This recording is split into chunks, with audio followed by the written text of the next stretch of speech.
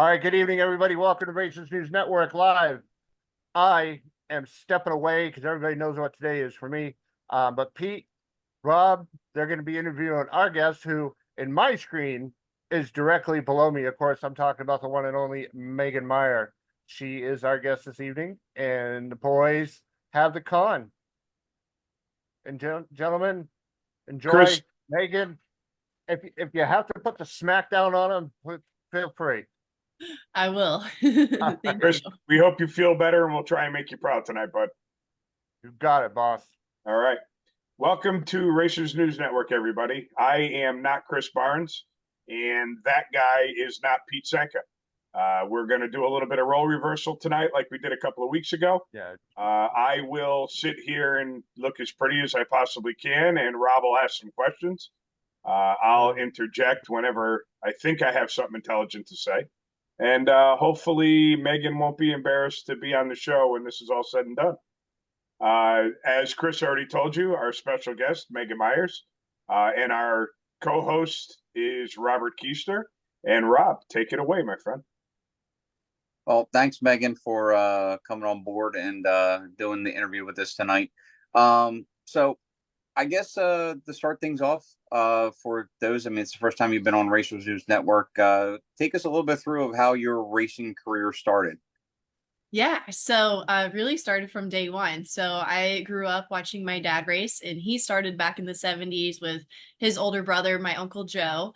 And so, ever since day one, grew up going to the racetrack, watching my dad drive his top alcohol dragster. And I also have, from my Uncle Joe, I have some older cousins. So they got started with the junior dragsters. And I had never seen that before until we started going to our local bracket racing track in Kansas City, and just immediately fell in love with it. I thought it was the coolest thing ever. So when I was 10 years old and my little sister Rachel turned 8, because back then the age was 8 years old to get started, we got a pair of juniors from two brothers that were aging out. So we were able to get, starters, extra oil, gas cans, all that type of stuff, including their fire suits. And I remember that day driving home that I refused to take off the fire suit, even though it was way too big for me and had some holes in it. I just loved it. And so, we went out to our local track Friday night and got to make some test runs, and then did our first race that following weekend, and I got second place at my first race. And I was like, wow, okay, like I'm pretty good at this. And, this was a lot of fun. So went on from there. I raced juniors till 18 years old and won 2 track championships at the Kansas City track. Unfortunately, it is closed down now, but as you may have heard, there is a new track on kind of between Missouri, like the Kansas City and St. Louis. So a little bit further away from Kansas City, but there is the Flying H drag strip, which did just open up, was it a month ago or so? And so I have not been out there yet, but we will be out there for the divisional race in about a month, middle of June. So very excited for that, to have another track, because we did also lose Topeka, unfortunately, which was my second home track. So now Mocan Dragway is my third and now official home track. And so thankfully we did have quite a few drag strips that weren't too far. So between those 3, we were always, finding a bracket race to go to on the weekends. And it was either my mom, my Uncle Joe, or someone else's parents that had to take my sister and I to the track before we were old enough to drive the truck and trailer, because my dad was off doing his thing with the NHRA races and top alcohol dragster. And so that was when his career started taking off with that, when he started bringing in the rental drivers. We did try out to have 2 top alcohol dragsters at once, and it was just too much, didn't go well. So we ended up selling that, and then didn't get a second top alcohol dragster until I stepped into the seat. But I did do super comp for 6 years. Started that when I was 16. And then I did that up until I was 21 or 22. and I was horrible at it. I never won a race. The best I ever did was runner up at MoCan, and so a lot of I really appreciate what you guys do with bracket racing and those that are able to go rounds and win. Very impressive and such an accomplishment when you do get to win a race. So, but I do love bracket racing. I would love to have the chance to go back to that. Unfortunately, we did sell my Super Comp dragster, so I don't have that opportunity right now. But I did completely fall in love with racing top alcohol dragster. It was what, I grew up watching my dad do it, and as a little girl, it's like I always wanted to do what my dad did. And so we had an agreement that I had to graduate from college, and I also had to get straight A's. My dad was very strict on our education. And so I was able to achieve both of those. And he agreed to give me 1 year of driving the top alcohol dragster. And like I said, we did add on a second car. We got that was actually our first dragster that we had built. All the other ones my dad fabricated himself. And so we had Chase Copeland build it, and it turned out to be an amazing chassis. That's also when we started doing the one piece carbon fiber bodies, and just turned out to be an excellent combination. And, kind of the rest is history. I was able to win the Charlotte 4-wide nationals my very first year, which back then we didn't run 4-wides at that time. It wasn't until after I was done that they let top alcohol start running 4-wides. But that marked Charlotte being my favorite track to go to, because we ended up having quite a bit of success at that same track years later, and was able to go on to win the 2019 and 2020 championship, and then took a step back and retired at the end of 2020. Wow, that's the way to go out on top, right? Yes. I Yep. love So, with the retirement, I mean, of course, your story sounds so much like mine. Grew up as a track brat, pretty much. You followed your dad's footsteps, watching him race, and then eventually, I kind of had the same deal with my father. My father basically told me, you have to graduate college and get a full-time job before you even think about getting in my race car to start racing. And I did that before I started, racing myself. But so you go into 2 championships, you win 2 top alcohol championships, and of course then your sister follows in your footsteps and she wins her first championship. And then you both decide, well, you decide to have a kid and kind of retire from racing to a point, because you were kind of running the Nitro K the Nitro Chaos races with your car. And then Rachel, I think, got married also, and she took a step back from racing. And now neither one of you guys actually are running full time in NHRA. But how hard of was a choice to kind of just take a step back, as a champion, and then just saying, you know what, I'm good with watching from the sidelines. Yeah, for me, it was not hard at all. I was definitely ready, like mentally. I was kind of, on the edge of burnout there. We were going so hard, going to so many different races, and also doing a lot of sponsor stuff, medias, displays, all that type of stuff. So I was gone quite a bit for the 5 years that I did run top alcohol professionally, and it's a lot. And that travel is hard. I was kind of used to it growing up doing it with my dad, but it was not nearly as much travel as we did when you have 6 different drivers and you have to go to every single race that NHRA hosts that allows top alcohol dragster to race there. And it's just a lot of travel cross country. And so I was ready to take a step back. I had achieved almost everything on my bucket list within those 5 short years, which I know is very rare, and very fortunate that we do have such a great group of guys and girls on our team. Most of the crew guys on our team have been with us for my entire childhood, basically. And so they know exactly what to do. There has been quite a few times where my dad is not there because he's either had other commitments going on, or there's even been multiple times where we're running 2 different races on the same weekend. And so it's like, okay, we got to split up, get another truck and trailer, you know, send these people over here. And my dad and a couple of guys will go to this one, and then he's talking to him on the phone, trying to tune the car. And that's actually what we did at half of our races for the Nitro Chaos last year. The first and last race were the same weekends as both Charlotte's national events. So of course he's going there because that's his priority. And you know, it ended up paying off because we won the championship.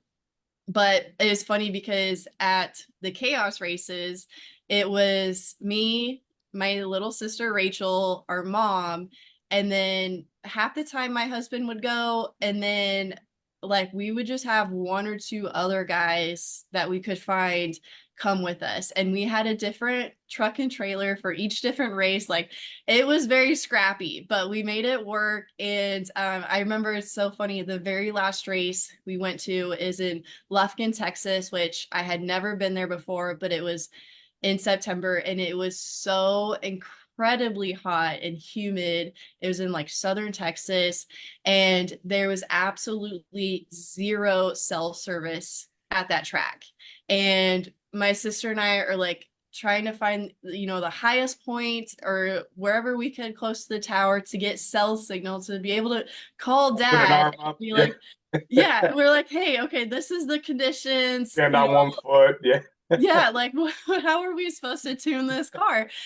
So my sister does love to do the tuning side of it. Whenever she's not driving, or even when she was driving, she does the clutch on the cars, which we replace the clutch disc and floaters every single run. And then she loves to like be the starter. Like she loves doing all the manpower to make it happen. I've, you know, and she can tell you if she prefers that over driving, but in my perspective, what I've seen from growing up with her is that she has always been the one that loves to work on the cars, and then driving has come second as her passions, whereas for me, driving always came first. And then I, like, to be honest, I didn't care about working on the cars. Like I can change the spark plugs and drain the oil, and I can change out the bearings, but that's about it. But that's where I started doing all the marketing and the business side of it, because my dad wasn't doing any of that and he needed someone to do it. So I kind of took that role naturally. But yeah, it's just it's cool. You know, we've got so many funny stories of racing over the years, but yeah, it was not a hard decision for me to step away. And really I had zero plans of returning because back then Nitro Chaos wasn't a thing yet. So it's not like I decided I was going to trade NHRA for Nitro Chaos, because it wasn't really, it wasn't a thing so that we could run our cars in. So it wasn't until 2022 when we did our first chaos race, and it happened to be at Mocan Dragway. And that is the only reason why I did it, because it was at our home track and it's just a small 8th-mile track. And I was like, there's no way they would ever run a nitro car on this track. But thankfully, Carl and his crew did some updates and made it really nice. And so it's like, okay, this is like a once in a lifetime opportunity. Like I've got to do this race and get back into the car. So, but I had to find some funding to do it, because it's not a free ride, even though it's, you know, daddy's car. Sure. So I was thankful to, you know, I kept my relationships going even though I wasn't driving. So I was able to find some sponsorship money, did that race, and I won the race, and then I was hooked. And so we worked with Chris and Tara Graves to see if we could turn it into more and turn it into a point series. And so that's what they did in 2023 with 4 races, and I won one of them, and I came up second in points by just like 2 points, like just barely missed first place. But then unfortunately they did alter the rules, so our setup can no longer compete in that series. So it's such a bummer because we loved it. We had so much fun racing outlaw style, and it was so cool getting to run a dragster versus a funny car or versus an altered. Like, again, once in a lifetime opportunities that we got. So I'm very thankful we did it. I'm like really glad we had that opportunity and we were able to take scrappy, messy action and make it work for us to be able to do it all 4 races last year, because it was a headache. It was a lot. But yeah, so this year we're just doing match races and we're just having fun with it. Excellent. A question for you, for people that don't know, what exactly is the Nitro Chaos program?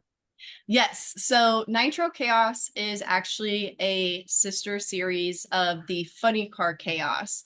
And so Funny Car Chaos has been around for quite some time, but as you can imagine, they only run funny cars. And but it's any type of funny car, doesn't matter if it runs on alcohol or nitro, and it could be a nostalgia car, it could be a top fuel funny car. And so any type of funny car can come and run in this series. They do 8 to 9 races a year, and it's mostly in the Midwest. And we're based out of Kansas, so we are right in the middle of that. And then a few years ago, they came up with the Nitro Chaos side, so where front engine dragsters, nostalgia, altereds, top alcohol dragsters, anything that's basically not a funny car. But funny cars could still run in the Nitro Chaos as long as they ran on nitro methane for their fuel. And so it was great. I mean, we would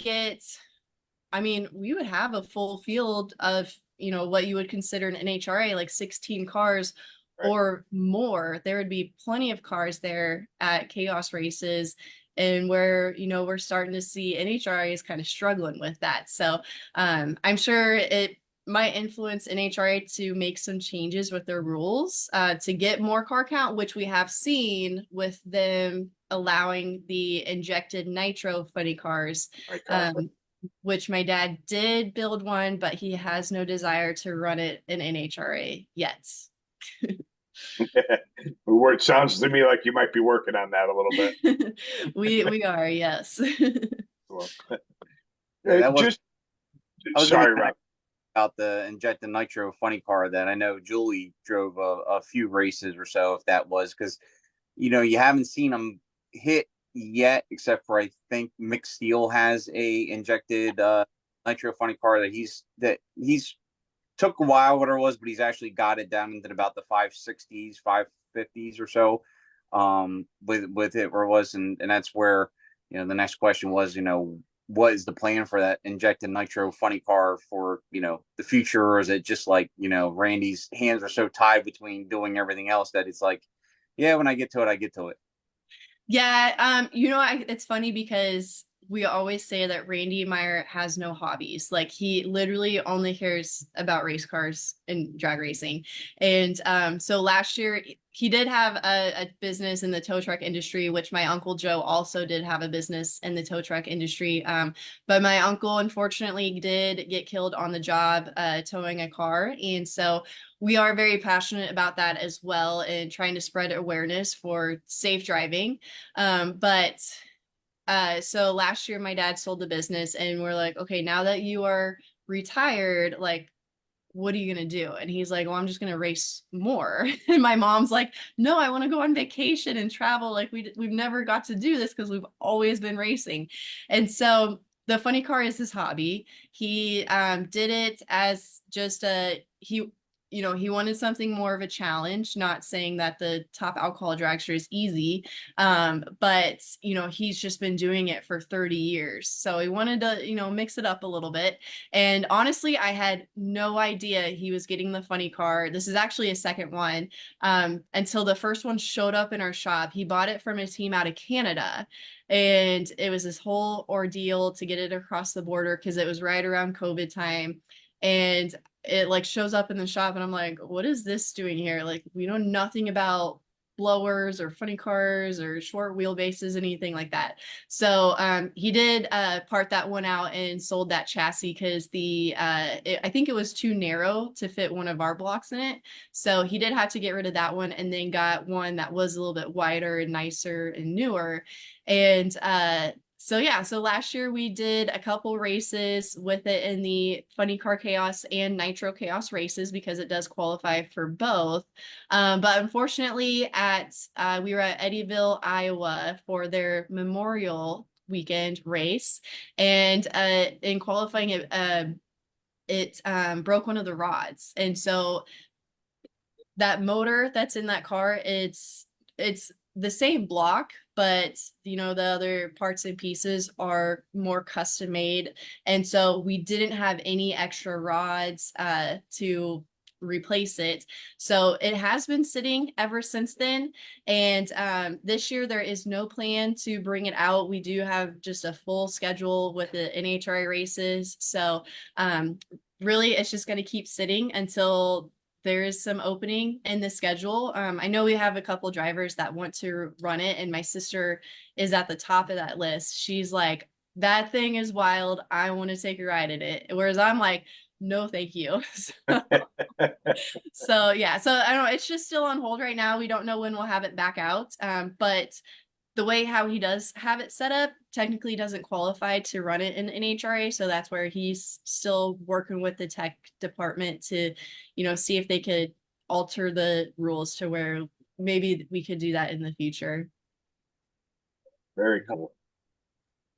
So let's talk about after racing. So I know some of our younger viewers and stuff that watch this, and I know you are big into social media, doing marketing and stuff. My degree's in marketing also. So you know, when you go to PRI and you got everybody's, you know, going up to every sponsor trying to, you know, make every deal that they possibly can. I know you've delved into doing the marketing business and actually have your own marketing business going on. So tell everybody a little bit about what you got going on. Yeah, so like I had mentioned earlier, you know, I started doing all the marketing for my dad, so updating his website, writing press releases, sending them out to sponsors, you know, setting up meetings for trade shows, and you know, doing his pictures, video, all that stuff. And at that time, social media wasn't a thing yet. So that was back in the MySpace days, and you didn't really post anything, you know, business wise or marketing on MySpace. It was just personal. But like I learned how to do website coding and all that. Yeah. So that's, you know, I learned all that and just naturally fell into that role. And I went to a really small school, so we didn't have any like marketing, graphic design classes. I really didn't know anything about it except for what I was doing to promote my dad. And so when I went to college, I decided I wanted to take those classes and really get a skill that I could use to help our team get more sponsorships. And so I went into graphic design and marketing and absolutely loved it. And the school we went to was so awesome because the Mocan Dragway that I've been talking about, it's only 20 minutes from campus. And so it was the staff there was so friendly and able to really help me out when it came to, you know, they would let me print my own t-shirts and print my own hero cards and use the homework assignments to promote our team. And so like one of the classes we had to make a Facebook page, we had to make a Instagram, we had to have a blog and Twitter and do YouTube videos. And so I just turned it all into the Randy Meyer Racing social media pages. And you know, just kind of went from there. And so let's see, you know, so then I also started doing it for myself, and that was when, you know, that was when really like marketing on social media became a thing. And so I was kind of one of the first ones, especially in the top alcohol class, to be using social media to get followers and fans and to promote sponsors. And so I was fortunate to be able to get sponsorships pretty easily because I used that as an asset for our team instead of just saying, hey, I'm going to put your logo on the side of my car and then people at the races or people on TV are going to watch it. You know, really that's not very valuable anymore to sponsorships.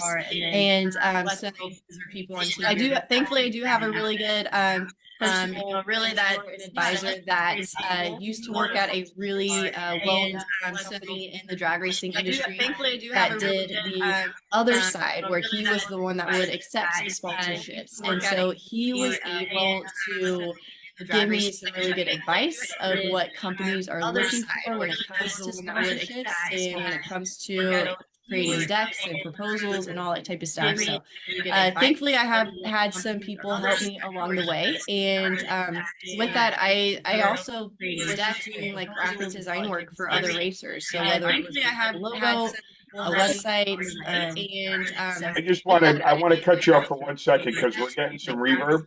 For other racers. So whether it was a logo, Are you listening to it? Are you watching it on your phone? I want to cut you off for 1 second because we're getting some reverb. For other racers. So whether it was a logo, Are you listening to it? Are you watching it on your phone? I want to cut you off for 1 second because we're getting some reverb. For other racers. So whether it was a logo, Are you listening to it? Are you watching it on your phone? I don't know. I don't have it on my phone. I don't either. Are you listening to it? Are you watching it on your phone? Oh, this is painful. I don't know. I don't have it on my phone. Going on. I don't either. Are you It's just on repeat. I feel like it's Groundhog Day. Oh, are we good? I think so. I think we're good. Okay. I wanted to make sure we were good because you're talking about what's going on with your business, and I wanted people to be able to understand it. So after that little comedy show, please continue. Yeah, yeah. Yeah, and I've never had that happen before. That was pretty wild. That was. I don't even like the sound of my voice once, never mind over and over again. Yeah, for sure. But yeah, I don't remember where I left off. But anyways, so I've been able to have some really good advisors help me along the way. And so I did start out just doing freelance for other racers, and then they would just come to me and be like, hey, like, can you help me with social media? Like, can you, take my pictures and videos when you're not busy? And so I just started doing that and started charging people, for the services, and now you kind of see it all over the place. But back then it really wasn't a thing. Like, nobody was really doing it back then because it was still like kind of new. And sometimes drag racing is kind of behind the curve, I think, sometimes when it comes to marketing.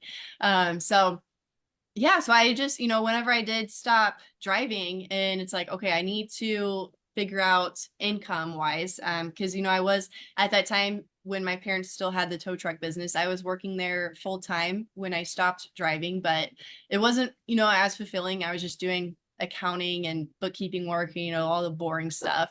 And so I was like, okay, well, I think there's really something here. Like, I feel like this is kind of missing in our industry, and I think racers could really benefit from it and really learn the modern side of sponsorships and not just do the gold, silver, and bronze proposal with, you get a logo this big or this big. And so that's when I launched my motorsports marketing tips agency and just started making videos and blog posts and content about how racers can get sponsorships and how they can use social media and different types of marketing.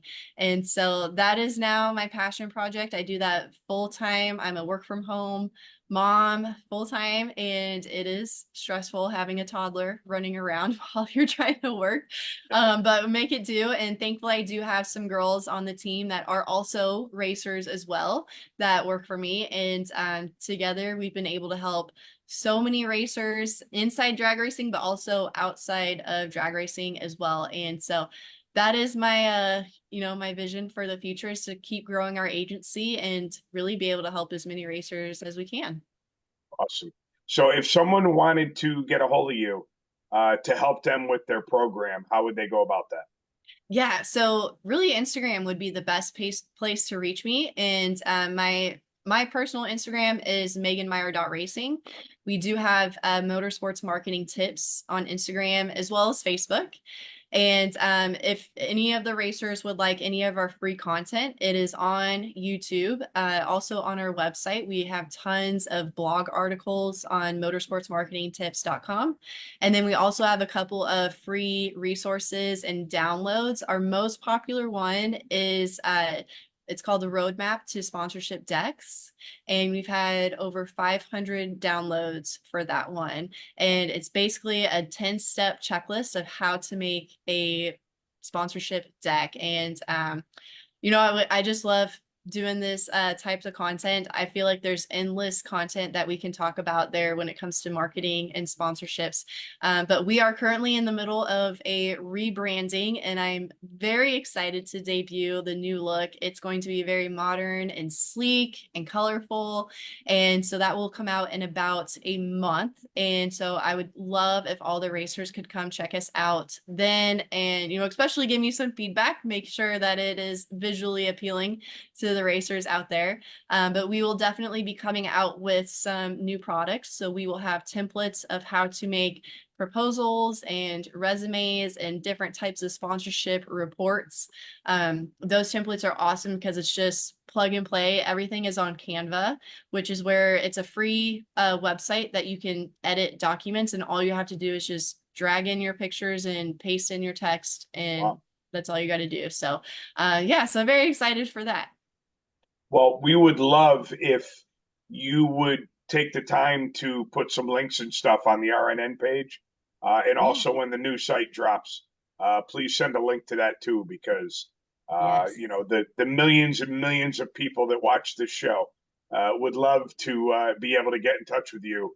And we do have one person that I know of that has taken some lessons from you, Tina O. Yes. Uh, Awesome. she found out that we were interviewing you tonight, and she was excited. She said you were awesome to work with. So Wonderful. yeah, we would love to give as many people exposure to you and your program as possible. So please don't hesitate. Drop a link, and whatever we could do to pass it along, we'd be happy to. Well, I really appreciate that. Thank you. Our Yeah. pleasure. That's definitely one of the big things now in drag racing and auto racing all together is, the sponsorship and what can you do on social media for me. And I've noticed a couple times when I've emailed a sponsor, they're like, well, how many views does your Facebook thing get? Or how many views does your Instagram get? Or how many likes do you have? Or, last year I had to hire a girl to do TikTok because I was like, I've never done a TikTok before in my life. And all of a Right. sudden, oh, now we got to do a TikTok because the sponsors want to see how many TikTok viewers you're getting. And I'm like, I said, you got to be kidding me. It's like, but yeah, that's awesome. And a good resource for people coming up. The older crowd is sometimes tough to tell them that, that they have to, you have to get sponsorship to try to get going. But the younger crowd, anytime you go to PRI, like I said, I've been there, and a lot of it for me is just going around and meet and greeting people that I've known. But you definitely see people come there with their proposals, and they're trying to get that 5-year sponsorship, and it's like, so. But Yeah. before we let you go, I know there's one sponsor that is in that background, and that is a huge sponsor for you. It's a huge sponsor for my series, and I'm very good friends with Mark Wessler from Fuel Factory. And me and Mark are diehard Detroit Lions fans. So that's why we're really good friends with each other. But tell us a little bit about your involvement with Fuel Factory. Yes, so we do all of Fuel Factory's content, so all their social media posts, as well as all of their designs, so flyers, forms, anything like that. So we handle all of their collateral there, and it has been over a year since we have worked with them, almost a year and a half. We're coming up on that, and it is a personal relationship as well because Mia Tedesco is my best friend, and when she said she was starting Fuel Factory with Mark, I was like, yes, I'm on board. Thankfully I'm getting paid for it, but also it's like, even if I wasn't, like, I'm very passionate about it as well. I love what they're doing with, especially in drag racing, but they are trying to be in every type of motorsport out there. But it's been so cool to see the success in such a short amount of time. And I think I'll give credit where, credit's due. I think really it has to do with our social media efforts because we are trying to reach as many racers as we can online. And it just seems like every day we're getting more and more messages from racers that want the fuel or they want to be able to be a dealer with it.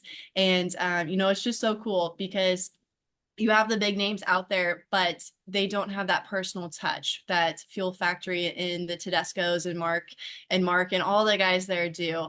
And so I just have absolutely loved working with them. I'm very passionate about it as well, and very honored to have been on their team and been working with them for such a long time now. To do their social media and all of their graphics and content. So yeah, I mean, it's been great. And of course the fuel is amazing as well. So unfortunately they don't make nitro, which, you know, I'm asking Mia all the time. It's like, when are we going to get nitro? But we do use their alcohol there. And so we are very happy with it. We have no, you know, no complaints switching over from VP to Fuel Factory methanol. Yeah, that was, and then I think that's one of the biggest things out there right now. And you know, Mark had told me probably 4 years ago when he was, you know, when he used to live in Delaware and work for VP. And he told me, he says, you know, Rob, one day I'm gonna start my own business up. And I was like, you're nuts. I said, you're crazy, Mark. I said, you know, even trying to even think about doing that. And you know, it was probably 2 years ago we did the Dave Stein Memorial Race up at Maple Grove, and Mark came in for the we went out to dinner, and he started showing me all the plans, like, all this is what we're doing, this is what our logo is going to look like, and this is what the clothing is going to look like, and the pails and this and that and all this other stuff. And he literally was like, you know, and then we launched it, and then next thing I know, he's like, all right, I want to be your title sponsor of your series. And it just, Awesome. you know, it's, you know, you guys have been doing a great job with trying to get it out there, and trying to get people to switch, because it's tough. I mean, a lot of people are, you know, they got their toes in the sand, and this is what they're doing, and they're not going to switch. And it's, you know, it's been, but, you know, slowly but surely we're getting people to switch over to the Fuel Factory. So it's been, and you know, great involvement with Mark. And you know, I really haven't met the Tedescos personally. Basically deal with Mark or Dave Morris down in Division 2. So, but they're a great group of guys. So, but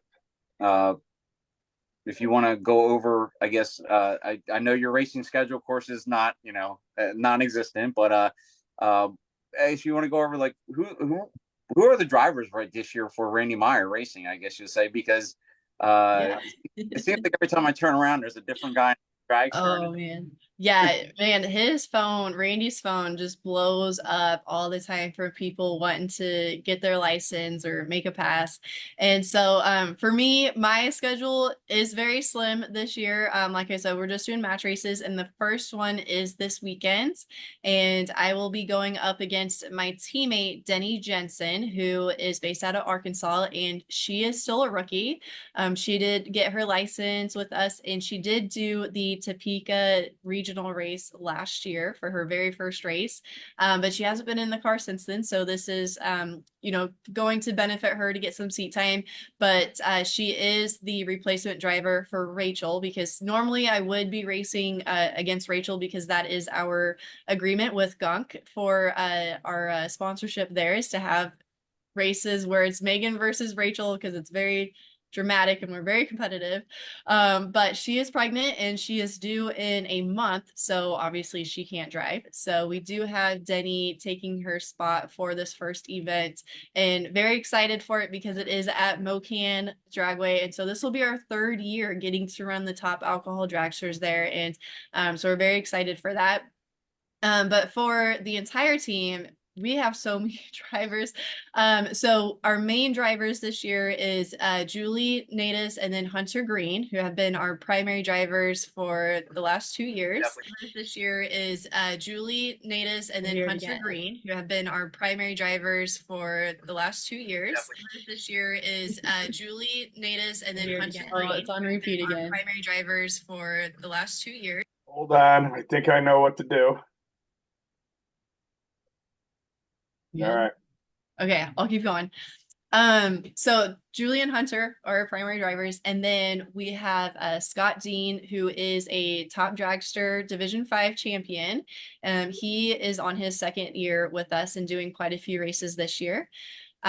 We have Gary Pritchett, who is a last minute replacement. And so we did have the schedule reserved for a new driver, but unfortunately, sponsorship funding fell through, so he couldn't race anymore. But Gary was able to step up and fill a seat. So we are very honored to have Gary because he is very experienced, not only with driving, but also working on the cars, obviously. So coming from Steve Torrance's Top Fuel team. So very excited to have him. And then we have, gosh, there's just so many others that are just doing like 1 or 2 races a year. Matt Sackman will be returning for the Reading national events. So he'll be racing up there. And I think it'll be his first time driving at that track. And we also have a couple others that we are still licensing. And so, it's just a revolving door with Randy Meyer Racing.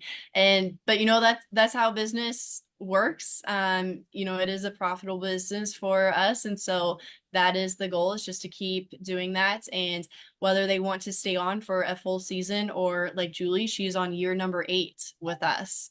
But she does have aspirations to go to Top Fuel, and she has said that since day one.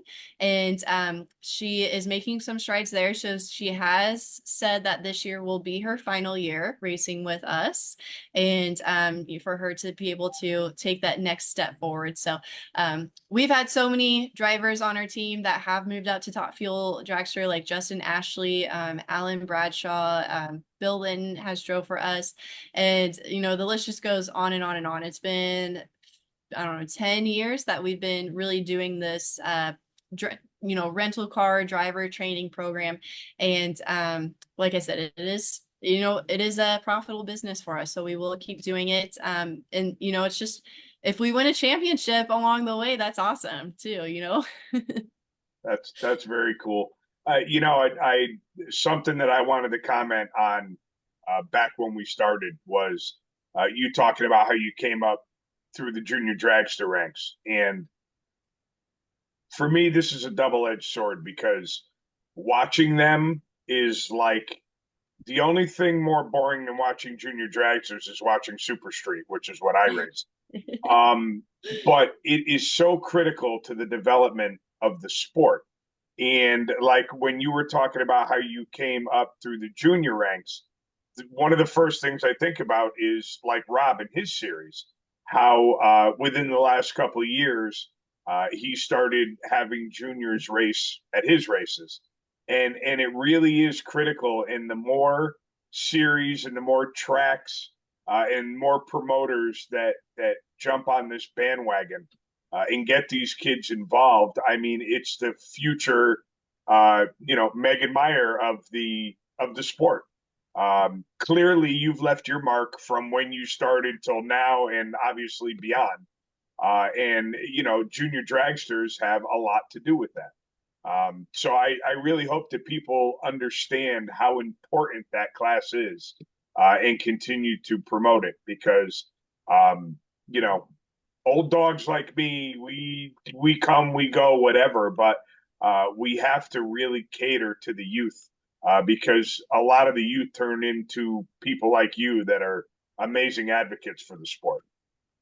Yeah, well, thank you. And believe it or not, we are talking to junior dragster drivers, and we've kind of raised our standards and not just let anybody come in. Just because they are able to afford to rent the car doesn't mean you're going to get to ride with us, because there is such a long list. So we want racers that have experience. So if they have, run junior dragsters, super comp, top dragster, even if it is a door car, as long as they have experience going down the track and they understand where 60 foot is and 330, and they know Sure. where the finish line is. I mean, we have had drivers that have no experience get into the car and they don't even know where the finish line is. And it's like, okay, like, we've got to raise our standards a little bit here. So, Especially when you have a pretty long line of people that want to do it.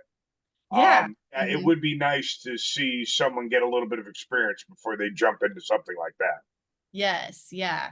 And so so we are talking to juniors, and and the main reason is because they're already looking to the future of what do they want to do.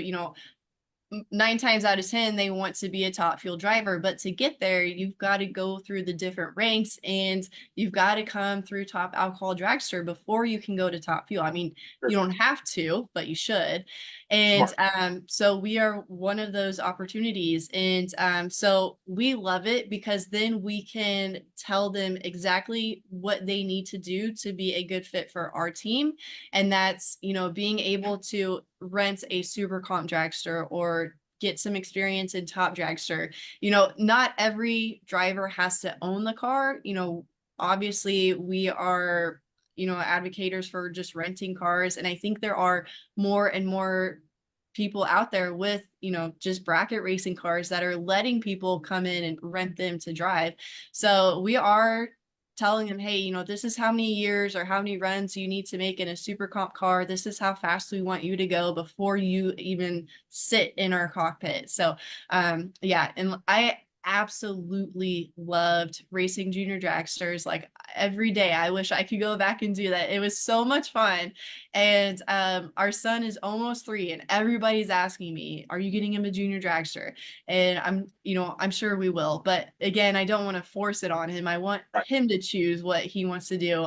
Because my husband does come from motocross and he races dirt bikes. So we've got, 2 wheels and 4 wheels going on in our household. So he does have some options of what, he wants to do or all of them. Sure. Yeah. But yeah, we just, I loved it. And yeah, I mean, it's not the most exciting thing to watch, but as a kid, it is so much fun to drive. And Right. I wish NHRA would actually let them compete at the nationals and divisionals. I know sometimes every now and then they'll run them at divisionals. They did it a few times, only at Brainerd when I run juniors. And it was so cool to be able to have our dad's big car in the pits and then have our little juniors right Sure. next to it. It's Sure. like, hey, like, I I was like, will say, and I gotta tip my hat to my good friend and friend of the show, Rich Prizer was instrumental in getting juniors to the Division I series. And it's funny because Rob, how long ago would you say? Maybe 5 or so years ago, it started at the divisionals for D1.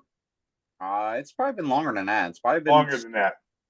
but it was basically like an exhibition type thing where it was like for 7 years, 8 years, where it was where they did it, and then just this past year or this for the 2024 is actually now a point series, which I know Richie, Christy Pasquale, and all them guys for a really long time fought on trying to actually become a point series where they actually had a division champion at the end of the year, and such, and you know but I know they have pretty good payouts this year and stuff. But for most time, it was just an exhibition type thing. There was never actually a champion. Now they actually have a point series going on. Right. I remember a couple of years ago driving around, and I believe it was Atco, if I'm not mistaken. And I had Rich in my golf cart with me, and we were driving around, and there had to have been 50 junior dragsters in the lanes.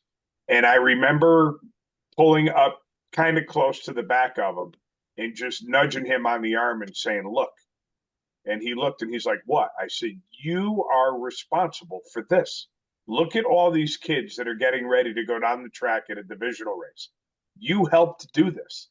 And again, it's so critical for the future of the sport. You listen to people complain about, oh, I go to national events and I got to watch the cars go on the throttle stops, or they don't like this particular class and they don't like that class. You don't have to like every class that runs down the track.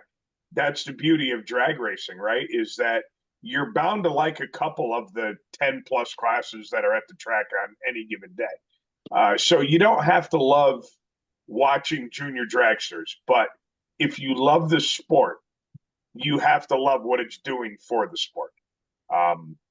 That's always the way I've looked at it, and it is very cool to watch the kids. You might not like to physically watch them go down the track, but how they conduct themselves in the staging lanes, how they race, their excitement when they win, it's you can't beat it. You can't beat it for anything. Yeah, very beautifully said. Well, I guess that is probably the first time I've said anything beautifully this year, so I'm going to take that and run with it. But listen, you've been a fantastic guest. When it comes time for you to release the new website, please don't hesitate. You can even come back on the show. Uh, we'd love to help you however we can. And we really appreciate you taking your time and coming on to talk to us. Well, thank you so much, Pete and Rob. I really appreciate it. I would love to be back, and I will definitely be sharing in the group about the resources and videos and tips and all that we offer. Awesome. Please do. Take care. It's great being with you. Thanks, You- Megan. Thank see you you guys later. so much. So, Rob, let's talk about your first race that didn't go off very well, and when your next one is, and what your racing schedule looks like. Yeah, well, Mother Nature didn't play nice with us this past weekend. There was me and Jimmy started talking about Wednesday or so, started looking at the forecast, and originally that forecast on that Friday or on that Wednesday did not look good for either day, for Saturday or Sunday. Right. And I don't like trying to pull to cancel that early, because we all know the weatherman probably is going to be wrong. So I said, let's wait till at least Thursday, try to see if what the next schedule looks like. Weather schedule comes out. Came out Thursday. Sunday cleared up. Saturday still looked pretty bad, and they were saying about a half-inch of rain that's going to drop in that area on Saturday. Yep. And Jimmy was pretty honest with me. He just came out and says, "Listen, here's the thing." He's like, not that I'm against wanting to have a race this weekend, but it's one of these things like, okay, most of your guys are traveling. They're within 2 to 3 hours of the racetrack. Right. If we were Saturday, how many of them are actually going to make a one-day trip down to Cecil for a Sunday race? And he said, luckily enough, there was about 60 trailers left behind from the Lucas race. He allowed everybody to leave their trailers behind. So we're going to have a decent amount of cars there, but we probably will not have a regular amount of cars that was going to show up. Right. And he looked at it as a track owner perspective, like, okay, if I'm only going to get 100 cars, is it really worth me opening up my gates? Nope. The employees, and then we got to scrape the track because of the rain that we had the night before, Right. and such. And now we're going to get a late start and such, where it was where he finally just we both kind of came to agreement. We waited till noon on Thursday, and we both said, we got to make a decision now, because a lot of guys start leaving Sure. Friday morning, because they like my Long Island crew, my New York Long Island crew, they all get off the island at 3-4 o'clock in the morning, because that's Right. the easiest. That's It's traffic. the only time they can get off the island, right? So I wanted to make a early enough decision that they can decide what they wanted to do, and we made it and decided to cancel. It did rain all day Saturday here, and Sunday was pretty nice. But it's one of those things is are you going to get your locals that are going to show up and not your guys that are going to travel, because they're not going to travel 2 hours or 3 hours to come down for a one-day race. Sure. Maybe Saturday race and then Sunday look bad. That probably would have worked, but such. So the next race is June 29th and 30th. It's at Maple Grove. It's the same weekend as Norwalk National event. But I know right now the quotas in NHRA, I think they're only allowing 60 in for .90 racing. There's no in Norwalk. So I think I'm losing, I'll probably lose about 15-20% of my regulars who are going to go out to Norwalk, because that's where they, that's your deal. Sure. And then we take a couple weeks off, and then July 20th and 21st we're at Mason-Dixon for the first time ever. So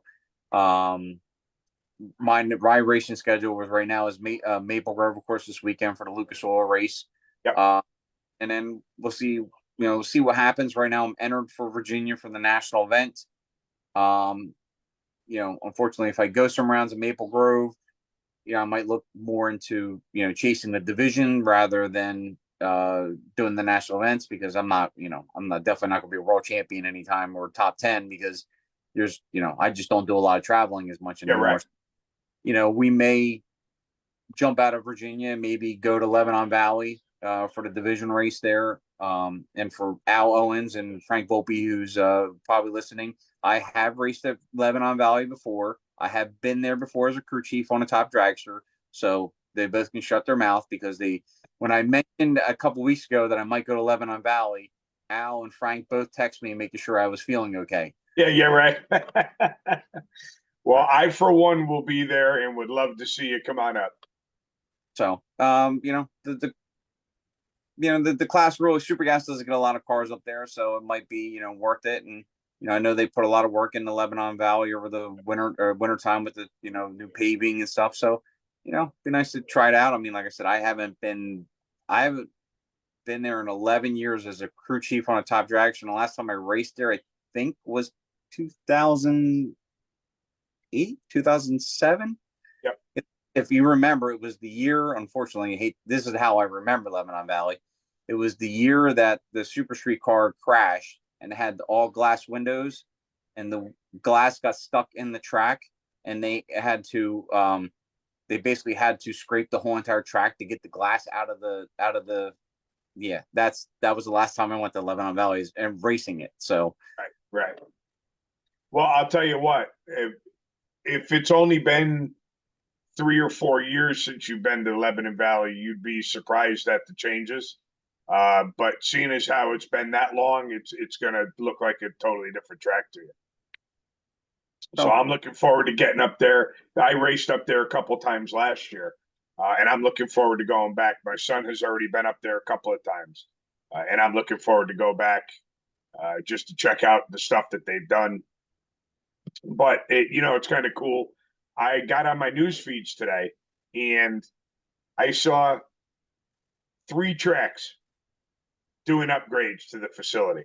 And I can't remember what the third one was, but Lebanon Valley was one and Epping was the other. And it's especially after the weather season that we had last year, when you would think that a lot of tracks took so much of a beating. It's still great to open up your news feed on any given day and see tracks making improvements instead of just sitting back and saying, hey, we took a beating last year and we're not doing shit because we can't. Yeah. So it's pretty cool, between tracks closing and weather and all that crap, to still see these people putting this kind of effort into the facilities is very cool to see. Yeah. And Cecil has put a bunch of improvements in their location. Jimmy's got a plan, as he likes to say, as far as what they have done. And I know that, what everybody saw at the Lucas race a couple weeks back is just the beginning, or it's probably halfway through. I know what they're planning on doing. I think they are looking at to replace the grandstands on the other side of the track. And there's, probably paving or sealing at least the rest of the area where it was going. But of course, everything takes money, and Oh yeah. Yep. Fortunately, they've been dealt, a bad hand also, and they had a streetcar shootout race there the week before the Lucas race. I think they only got Friday in, and then Saturday rained out. So then he had to issue rain checks for everybody in June. So that's, you kind of roll into June, almost losing your deal, or it was. I know talking to him, the Lucas race was not exactly what he wanted. As car count. And, the unfortunate part is with the weather forecast, that scares a lot of people away. I mean, because I even looked at with the WhatsApp thing that they put together and stuff, they released the Friday rotation, and they went down, and they had the car numbers on the side of us. It said 50 super gas cars, 45 super street cars was, and I'm looking around, I'm walking around the pits, and I'm like, there's no way in the world there's 50 super gas cars here. I said, there's just no way, ands or buts was. And then I talked to a bunch of racers, and they said there was a lot of Division II guys that were coming up for that race, but they saw the weather and they said, you know what? Yeah, I'll wait till the end of the year, or I'll claim, I'll claim out of division somewhere else. So that really, and I think we had 34 super gas cars, I think what it came down to be. Yep. But it's one of those things where, it's so I know you're getting tired because I can see you holding back the yawn. Oh, is that's just me. Don't, I do that at 2 o'clock in the afternoon. Don't sweat it. thank God I have a Starbucks right down below. Yeah, I I hate know, right? I don't like literally one 4 floors down from my office where it was that I can go and just grab a Starbucks, but they Oh, keep me yeah. away. So there was a if you guys were probably by yourself, you would have talked about it. But IHRA offered back the .90 classes for this year, the hot rod, quick rod, super rod classes, where it was for this year. Okay. They unfortunately had 2 or 3 races, I think it was, and unfortunately the Darlington race that they had, I think they might have had like 9 super street cars show up and like 7 super gas cars and like Yeah. 8 super comp cars. And I guess they decided after that, it's not worth, everybody was hyping it up. They were bringing back the .90 classes, and then all of a sudden nobody showed up. And I guess they were going to have one in Muncie, Indiana, at a track there it was, and there was a lot of super gas guys who were like, well, we were planning on bringing 50, 60 deep, cars, because we couldn't get into Chicago and we couldn't get into Norwalk, and we want to Sure. place stuff. But IHRA decided, you know what, we're done. We're not doing the .90 classes. We'll run everything else. We're just not going to do .90. And everybody's kind of asking, like, what could they do better? And I said, I hate to say it, but you almost have to put a quota on things. I know everybody hates the quotas for national events, but Right. it's like a supply and demand type thing, Yep. because it's everybody wants to be that. Everybody wants to get into the big show, and when they only allow, it's just like a concert. Yeah, right. Favorite band, and you can't wait to go see your favorite band, but you found out they're only selling 250 tickets. Right. And you're going to find out, you find out, okay, it's the 250 tickets sold out so quickly. You're going to find a way, hell or high water, to try to get Right. in there. Buy a scalper's ticket, or you buy them on StubHub, or you spend $500, or it was, whatever it might be. Yep. And that's like kind of how the national events really are becoming, is that, they're only allowing 50 spots. Sure. Class racer Like blows. you didn't know that you wanted it until there was a chance that you couldn't have it. Now all of a sudden it's Yeah. right. Class racer blows up now is like the minute one, a grade 8 fills up Norwalk with 50 spots, or there's 10 people on class racer going, hey, anybody got a spot for Norwalk? Anybody got a spot for Virginia? And that's what is, and I hate to say, is that it's almost kind of what IHRA has to do, is they have to put like a 40, car quota, take a pre-entry and stuff, because we all know racers, we can fill out our tech cards as long as there's no credit card swipes and there's no money being transaction. If we wake Wednesday morning or Thursday morning and it's pouring rains and it's pouring cats and dogs, guess what? I'm not pulling out of the driveway. Right. Right. Yeah, right. That's just the way it is. And then it doesn't help with fuel being over $4 a gallon too. It's kind of the double whammy. Am I gonna blow $500 in fuel driving back and forth to sit in the rain? I just hope to God that it's kind of a little bit of a rainy spring and then it just dries up. At this point, I don't even care about the heat. We just got to stop the water from falling out of the sky and let these tracks make some money, and let's get some racing in. Yep. So hopefully this weekend does. So far, it does look pretty good. There is a chance of rain. Better. The forecast is definitely getting better. Yeah, and possibly Saturday looks a little iffy, whatever it was.